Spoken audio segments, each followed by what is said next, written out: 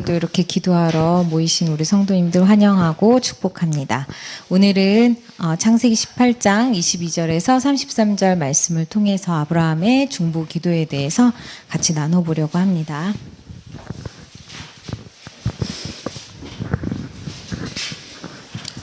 좀 본문이 길어서 좀 자르려고 했는데 이게 한 가지 스토리라 자를 수가 없어서요. 같이 한번 읽어보도록 할게요. 네, 22절부터입니다. 시작. 그 사람들이 거기서 떠나 소돔으로 향하여 가고 아브라함은 여호와 앞에 그대를 섰더니 아브라함이 가까이 나아가 이르되 주께서 의인을 악인과 함께 멸하려 하시나이까. 그 성 중에 의인 50명이 있을지라도 주께서 그곳을 멸하시고 그 50의인을 위하여 용서하지 아니하시리이까. 주께서 이같이 하사 의인을 악인과 함께 죽으심은 부당하오며 의인과 악인을 같이 하심도 부당하니이다. 세상을 심판하시는 이가 정의를 행하실 것이 아니니까.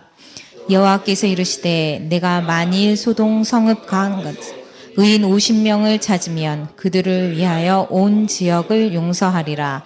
아브라함이 대답하여 이르되 나는 티끌이나 재와 같사오나 감히 주께 아뢰나이다. 의인 중에 5명이 부족하다면 그 5명이 부족함으로 말미암아 온 성읍을 멸하시리까. 이르시되 내가 거기서 45명을 찾으면 멸하지 아니하리라.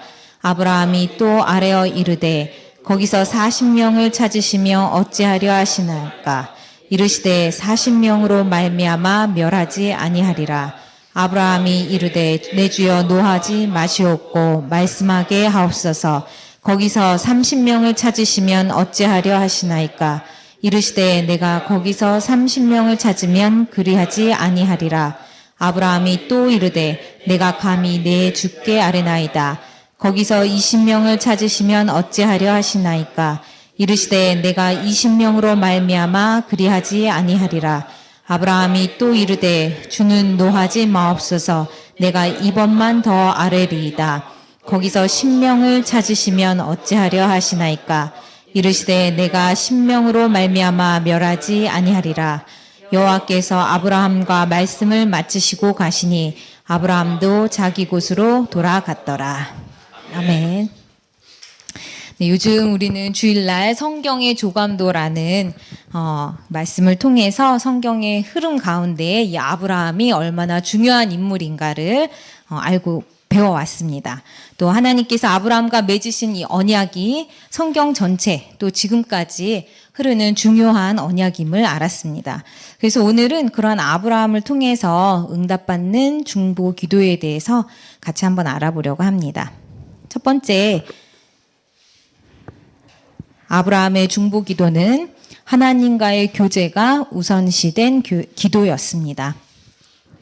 오늘 본문이 있는 창세기 18장은 아브라함의 장막에 하나님이 찾아오시는 장면으로부터 시작이 됩니다. 여호와께서 마므레의 상수리 나무들이 있는 곳에서 아브라함에게 나타나시니라 하면서 하나님이 찾아오셔서 그 아브라함과 함께 교제하시는 장면이 나옵니다. 아브라함의 간절한 요청에 의해서 그곳에서 함께 음식을 먹고 대화를 나누십니다. 마치 친구처럼 아브라함과 교제하신 것입니다.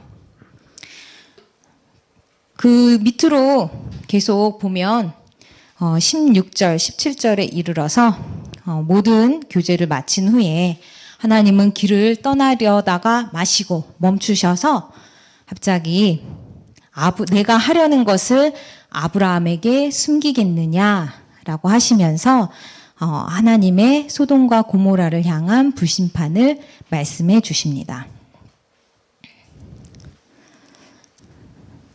이러한 비슷한 장면, 즉 하나님과 함께 교제하며 하나님의 이야기를 듣는, 하나님의 계획을 듣는 이런 일들은 그 이후에도 계속 있었습니다. 우리 모세를 아마 기억을 하실 거예요. 모세가 출애굽기 33장에서 하나님과 사람이 마치 자기 친구랑 이야기함과 같이 모세와 하나님이 대면해서 말씀하였다라고 성경은 기록하고 있습니다. 가만히 보면 하나님이 형상대로 인간을 창조하신 이후에 하나님은 그 인간과 교제를 끊임없이 원해 오셨습니다. 아담으로부터 셋도 그러했고 또 에녹도 그렇고 노아도 그랬습니다.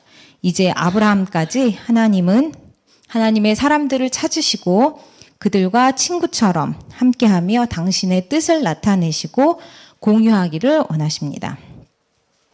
그래서 지금도 하나님은 하나님의 뜻을 알려주시며 함께할 사람을 찾고 계십니다. 우리가 말씀을 읽고 묵상을 할 때나 또 하나님의 뜻을 구하면서 기도할 때나 또 학교나 일터, 이웃에서 만나는 사람들을 통해서 또 공동체 안에서 우리가 교제하며 또 갈등할 때 그럴 때도 하나님은 우리에게 말씀해 주십니다. 다만 우리가 하나님과의 교제에 익숙하지가 않고 또 어색해서 그 하시는 일을 들을 기회를 얻지 못할 때가 많이 있습니다.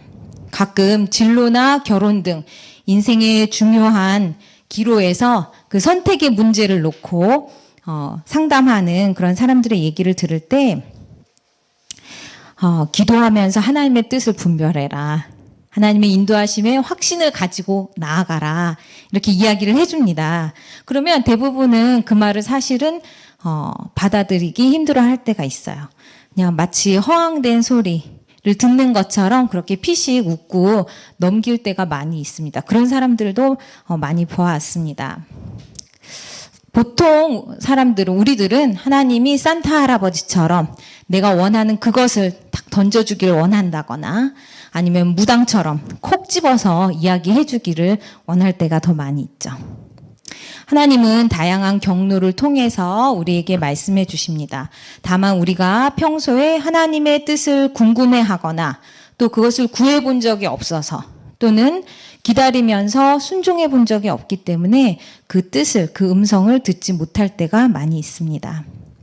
그런데 아브라함을 보면서 우리의 기도는 먼저 하나님의 하시는 일을 듣는 것에서부터 시작됨을 알 수가 있습니다. 그 들음은 대부분 한순간에 이루어지지는 않습니다. 매일 주님과의 교제를 통해서 그분의 작은 뜻을 알고 순종할 때 점점 더 큰 뜻을 알려주시고 우리는 더 큰 순종도 할 수가 있게 됩니다. 우리가 그런 것들에 익숙하지 않다면 정말 중요하고 필요한 일에서 그분의 하시려는 일을 들을 귀가 없을 수가 있습니다. 두 번째, 아브라함의 중보기도는 하나님의 성품을 근거로 한 기도였습니다. 소돔과 고모라를 심판하시겠다는 하나님의 계획을 들은 아브라함은 어떻게 하였습니까? 정의로우신 하나님이 의인과 악인을 함께 멸하는 것이 부당하다라고 호소하고 있습니다. 그 간구의 근거가 아브라함에게 또는 롯에게 있는 것이 아니라 하나님께 있는 것입니다. 롯이 불쌍하니까 구해달라는 그러한 수준의 기도가 아닙니다. 우리에게는 하나님의 성품과 뜻이 분명하게 게시된 성경책이 있습니다. 우리가 하나님의 말씀을 붙들고 기도할 때 아브라함과 같이 기도할 수 있습니다. 그 문제에 관해서, 그 영혼에 관해서 나에게 주신 하나님의 말씀이 있다면 그 말씀을 붙들고 기도하는 것만큼 강력한 것은 없을 것입니다. 말씀이신 하나님께 근거를 두고 하는 간구이기 때문입니다. 왜냐하면 하나님은 거짓이 없는 분이시기 때문에 그 하나님의 약속을 붙들고 기도할 때 우리는 더욱 확신 가운데 기도할 수 있기 때문입니다. 하나님의 공의로우신 그 성품을 붙들고 간구했을 때 아브라함의 제안은 받아들여졌습니다. 자, 세 번째, 아브라함의 중보기도는 자신을 낮추는 기도였습니다. 이제 아브라함은 하나님과 거래를 하기 시작합니다. 50명에서 시작한 의인의 수는 45명, 30명, 40명, 30명, 20명, 10명 이렇게 6번의 간구를 통해서 심판을 막아설 조건을 만들었습니다.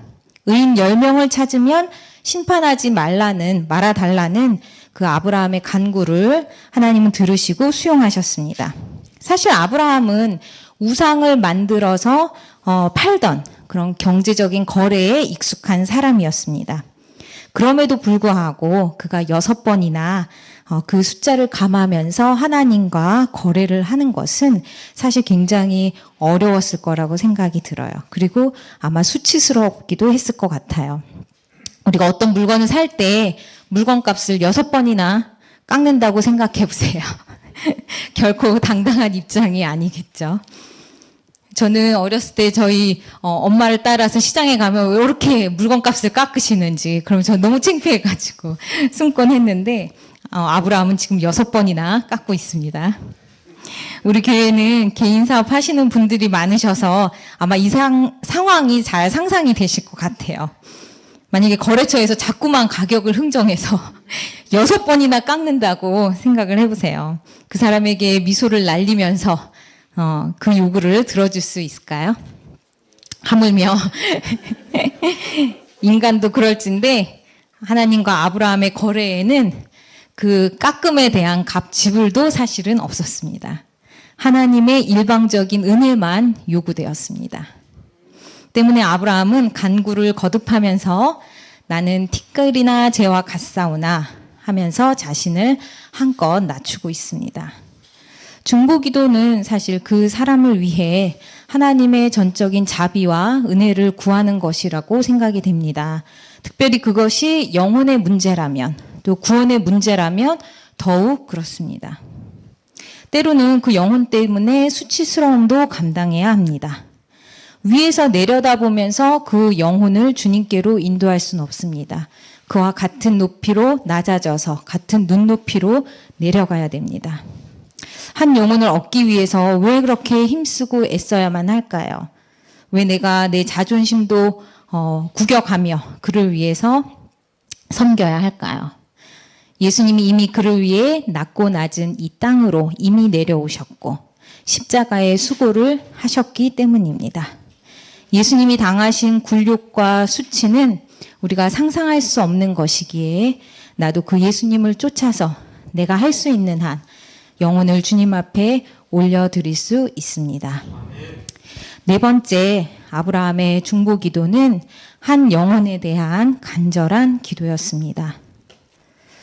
그렇다면 아브라함에게 롯은 어떤 존재였기에 하나님의 불시판 앞에 간절한 중보 기도를 일으켰습니까? 사실 롯은 11장에서 창세기 11장에 보면 그 아버지 하란이 일찍 죽고 삼촌인 아브라함을 따라서 갈대아 우르를 떠나 가나안 땅으로 온 사람입니다. 그는 마침 또 아브라함에게는 자식이 없었기 때문에 롯은 아브라함의 상속자가 될 가능성이 높았죠. 실제로 아브라함은 기근으로 인해서 애굽으로 내려갈 때도 롯하고 함께 갔고 또 13장에서 네겝으로 올라올 때도 롯과 함께 왔다고 성경은 기록하고 있습니다. 그러나 곧 롯과 아브라함은 그 소유가 많고 목자들의 다툼을 인해서 더 이상 함께 할 수 없게 되고 헤어지게 됩니다.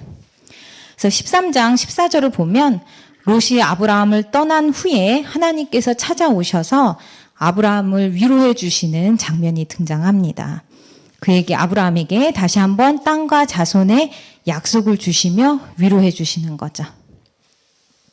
그래서 그 이후에 또 이어서 14장에는 전쟁이 등장하는데 그 전쟁으로 인해서 롯과 그의 가족은 잡혀갔습니다. 이 소식을 들은 아브라함은 집에서 길리운 300여 명의 사람들을 데리고 그 롯을 밤중에 기습해서 롯을 다시 구해오죠. 그런데 가만히 생각해 보면 이건 사실 기적에 가까운 일이었어요. 왜냐하면 그 전쟁은 4개국의 동맹군이 같이 이미 5개의 나라를 초토화시키고 전쟁에서 승리해서 기세등등하게 돌아가는 그런 와중이었는데 아브라함은 고작 300명의 사람을 데리고 그들에게 갔다는 것은 아브라함이 롯을 위해서 그의 모든 것을 걸었다고라고밖에 생각할 수가 없습니다. 그런데 사실 이제는 그 롯은 더 이상 아브라함의 상속자도 아니고 후계자도 아니고 그랬습니다. 그럴 가능성이 전혀 없는 사람이었죠. 그런데 하나님은 뿐만 아니라 하나님은 이번 방문을 통해서도 그 소돔과 고모라 심판 이전에 사라가 아브라함의 아들을 낳을 것이라는 것을 분명하게 다시 약속해 주시고 기억하게 해 주시거든요. 그러니까 그 롯을 향해서 한 아브라함의 그 기도는 그 동기가 굉장히 순수했다라고밖에 볼 수가 없을 것 같습니다. 더 이상 롯은 상속자가 아니었지만 마치 자신의 상속자인 양, 아들인 양 그 롯을 위해서 간구하고 있는 것입니다. 그런데 아브라함의 간구대로 소돔의 심판이 중단이 되었으니까 하나님은 그곳에서 의인 10명을 찾지 못하셨습니다. 비록 소돔과 고모라가 심판을 피했지만 그의 기도로 롯과 그의 가족만이 구원을 받았습니다. 19장 29절을 한번 같이 읽어보겠습니다. 하나님이 그 지역의 성을 멸하실 때 곧 롯이 거주하는 성을 엎으실 때에 하나님이 아브라함을 생각하사 롯을 그 엎으시는 중에서 내보내셨더라. 나 때문에 하나님께서 구원을, 자비를 베푸실 사람은 누구일까요? 나의 눈물의 기도 때문에, 인내와 사랑으로 섬기는 그 마음 때문에 하나님이 생각해 주실 그 사람이 내게는 누가 있습니까? 아브라함과 같이 하나님의 마음을 움직이는 기도로 그 영혼을 올려드리는 시간이 되기를 원합니다. 성경에는 자신의 목숨을 걸고 중보기도한 사람들이 여러 명 있습니다. 먼저는 모세가 출애굽기 32장에서 금송아지를 만들어 멸망당하게 된 이스라엘 백성의 죄를 사해달라고 간구하면서 하나님께 그렇지 않으면 주께서 기록하신 책에서 내 이름을 지워주십시오라고 간구합니다. 또 바울은 어떻습니까? 바울도 로마서 9장에서 유대인 자신의 동족의 구원을 위해서라면 내 자신이 저주를 받아 그리스도에게서 끊어질지라도 원하는 바라고 고백했습니다. 자신의 모든 것을 건, 영혼을 건 그러한 기도였습니다. 저는 이전에도 사역을 해왔지만 한 영혼의 가치를 우리 행복한 교회를 시작하고 나서야 깊이 깨달았음을 이 자리에서 고백합니다. 보통 개척하는 다른 교회들과는 달리 처음 멤버가 준비되지 않은 상태에서 가족이 4명이서 우선 예배를 드리겠다라고 결정하고 준비할 때 제 마음 한편에는 솔직히 아마 우리 가족 넷이서 예배를 드리는 기간이 굉장히 길 것이다 라고 생각했습니다. 언제 8명이 더 모여서 10명을 채워가지고 교회에 등록을 할 수 있을까? 그때 정말 한 주 한 주 그렇게 까마득하게만 보였던 것 같아요. 근데 첫 예배를 드리기 전날 오랜 시절 알고 있던 한 청년 전도사님이 마침 그 주에 교회에서 휴가를 받아서 주일날 올 수 있다고 연락이 왔습니다. 그래도 한 사람을 보내주시는구나. 하나님의 격려에 큰 위로를 받았죠. 물론 그는 계속 나올 수 있는 사람은 아니었지만 그 사람은 특별한 청년이었어요. 왜냐하면 우리 부부가 캠퍼스 사역을 하는 동안 가장 깊은 교제와 사랑을 나눈 그런 형제였기 때문에 그의 등장은 굉장히 큰 의미가 있었습니다. 더 놀라운 것은 그 이후로 하나님께서 매주 사람을 붙여주셔서 제 기대와는 달리 정말 단 한 주도 우리 가족끼리만 예배를 드린 적이 없었다는 사실입니다. 그런데 제가 가장 잊을 수 없는 하나님이 보내주신 한 사람이 있습니다. 여러분들이 다 아시는 분이에요. 누구일까요? 그 사람은 바로 네? 우리 교회의 주보를 책임지고 있는 S청년입니다. 사실 저는 그를 그 이전에도 조금은 알고 있었어요. 그렇지만 뭐 말 한마디 제대로 나눠본 적이 없었고 또 어쩌다 교회에서 가끔 이제 나왔는데 인사를 하려고 치면 눈도 마주치지 않고 그냥 가버리더라고요. 그랬는데 처음 그의 아버지가 우리 교회로 아들을 보내겠다고 연락하셨을 때 저는 사실 반가움보다 걱정이 앞섰습니다. 그동안 멀리서 보았던 그의 모습을 생각할 때 과연 그가 우리 교회에 잘 적응할 수 있을까? 다른 성도들은 어떻게 생각할까? 걱정이 되었습니다. 당시 주일 예배는 소사동 옛날 집 안방에서 드리고 있었는데 저희 가족 외에 청년 3명 정도가 더 나오고 있었어요. 드디어 S청년이 예배에 올 수도 있다라고 했던 아침 대학생 2명은 시험 준비로, 또 다른 청년은 늦잠으로 교회를 못 온다고 연락이 왔습니다. 3명이 모두 빠지게 된 거죠. 한 번도 그런 적이 없었는데, 오늘은 드디어 우리 가족끼리 예배를 드리겠구나 하고 사실은 매우 낙담해 있었습니다. 그런데 그때 누군가 문을 열고 등장했습니다. 바로 그 S 청년이었습니다. 그 순간 저는 그의 모습에서 광채를 보았습니다. 너무너무 반갑고 너무너무 귀했습니다. 그래서 그날 저희 가족과 S청년 5명이 함께 예배를 드리면서 저는 그 S청년에게 계속 다른 대학생들도 있다고, 다음 주에는 꼭 올 거라고 이야기해 주었습니다. 예배 후에 그가 돌아가고 난 뒤 목사님이랑 저는 아마 S청년이 집에 가서 그 교회 아무도 없더라, 나 이제 안 갈 거다, 그럴 것이 분명하다고 생각했습니다. 그래서 그날 밤 저는 깨달았습니다.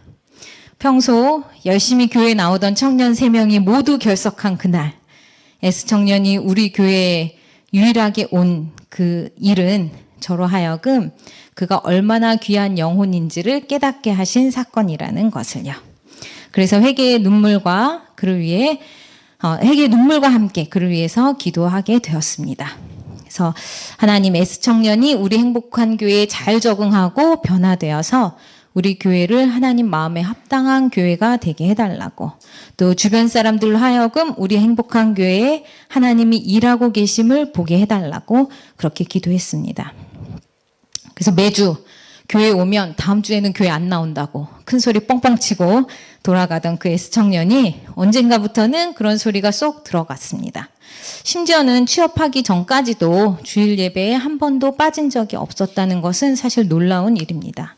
그래서 우리 성도님들의 사랑과 섬김이 그로 하여금 우리 교회에 적응하게 하고 또 소속감을 갖게 했다고 믿습니다. 또한 하나님은 그를 통해서 우리 교회를 주변인들에게도 알리셨습니다. 오래전부터 그 청년을 알아왔던 많은 분들이 하나같이 놀라며, 아직도 S청년이 우리 행복한 교회에 나가고 있냐 놀라면서 저에게 우리 행복한 교회는 뭔가 특별한 것 같다, 뭔가 특별한 것이 있는 것 같다 이야기를 전해옵니다.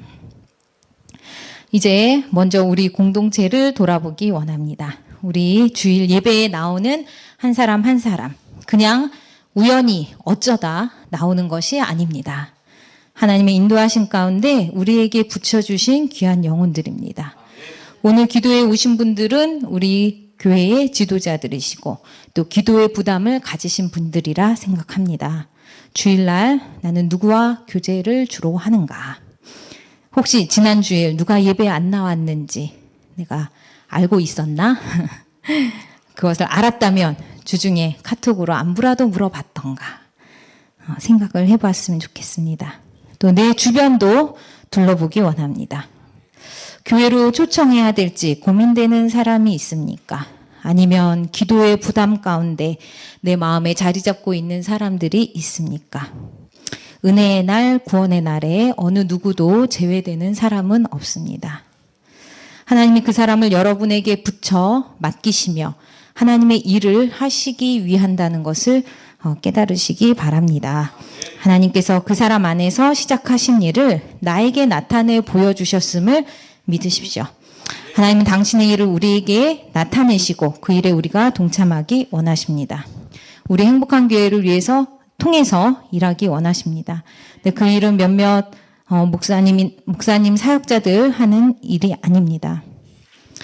매일의 하나님과의 교제를 우리의 삶의 우선순위로 삼기 원합니다. 말씀을 통해서 하나님을 알아가며 기도로 하나님의 계획에 동참하기를 원합니다. 한 영혼에 대한 주님의 심정으로 낮아져서 수고하며 섬깁시다. 아브라함을 기억하사 롯을 구원하신 하나님께서 우리 행복한 교회를 통해서 또 나를 통해서 구원의 일을 시작하시고 또한 이루실 것을 기대합니다. 이 시간 한 영혼을 향한 주님의 마음을 우리에게 부어주시도록, 또 커맨시를 위해 남은 기간 동안 기도에 더욱 힘쓸 수 있도록 기도하며 나아가기 원합니다. 같이 기도하시겠습니다. 하나님, 이 시간 아브라함에게 나타나셔서 말씀하여 주셨던 것처럼 하나님 우리에게도 하나님의 뜻을 알려주시고 하나님의 일을 나타내 주시기를 간구합니다. 하나님 우리 가운데 하나님 붙여주신 영혼들이 있다면 하나님 그 영혼들을 붙들고 아브라함이 주님 앞에 간구하며 나아가였던 것처럼 하나님 그렇게 나아가기를 원합니다. 하나님께서 우리 가운데 일하시는 것들을 우리가 경험할 때 하나님 일들을 성취하는 데 우리가 사용되어지기를 원합니다. 하나님 이제 우리를 사랑하셨듯이 우리가 그 사랑을 갖고 달려나가며 아버지 그들을 섬겨 나아갈 수 있도록 아버지 인도하여 주옵소서. 아버지 하나님 특별히 하나님 아직까지 우리 공동체 안으로 깊게 들어오지 못한 분이 있습니다.